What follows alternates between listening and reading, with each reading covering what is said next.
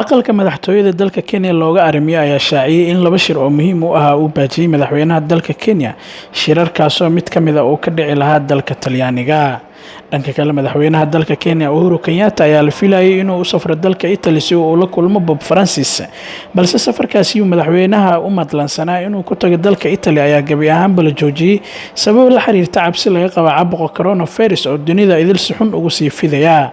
qoraal ka soo baxay safaaradda dalka Italy ee ku leedahay caasimadda Nairobi ayaa lagu sheegay in madaxweynaha dalka Kenya uu safar qorsheysan ku tagi lahaa dalka Italy, safarkaas oo taariikh ahaan ku beegneed inuu madaxweynaha baxo 10 bisha tani aan ku guda jirno qorshuhuna ahaa in madaxweynaha dalka Kenya halkaasi uu soo joogo 4 cisho, balse safarkaasi ayaa gabi ahaanba la baajiyay iyadoo dalka Talyaaniga uu si xun ugu sii fidayo caabuqa coronavirus oo dunida idin la tacaalayaan sidii ay u xakameyn lahaayeen. safarkaasi la baajiyay ayaa ku soo aadaysa xilli madaxda Kenyaanka ah loo diiday inay u baxaan safarada dalka dibadiisa.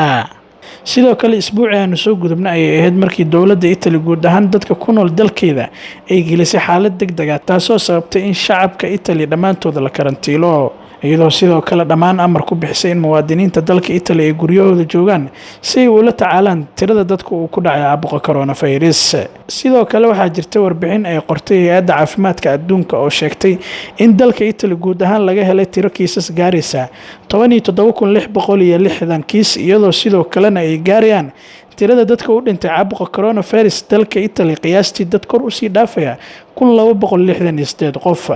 dhanka kale waxaa jirtay kulan saddex geesood ah ee wada yeelan lahaayeen dalalka Soomaaliya, Itoobiya iyo Kenya maanta oo Axada taariikhduna ku beegan tahay 15 Maaj ayaa qoraal soo baxay lagu baajiyay kulankaas oo qorshihiisu ahaa in ra'iisul wasaaraha dalka Itoobiya isku keeno labada madaxweyne ee kala matala dowladaha Kenya iyo Soomaaliya oo muuqday dhawaanahan inuu xiriirkoodu wanaagsanayn.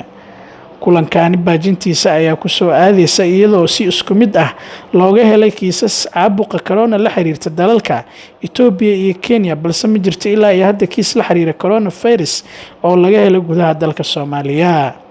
dhanka kale ugu dambeyntii kulankani la baajiyay ee wada yeelan lahaayeen madaxda dalalka Itoobiya, Kenya iyo Soomaaliya ayaa daba socda dhameystirka kulankii uu wafdiga uu hogaaminayay wasiirka arrimaha gudaha Kenya ay ku tageen Soomaaliya, taasoo looga dan lahaa sidii guud ahaan loo xalin lahaa xiisadihii ka dhashay dagaaladii ka dhacay xuduudda labada dal ee wadaagaan Soomaaliya iyo Kenya. Abdiraxmaan Atore, wararka 5TV, Nairobi.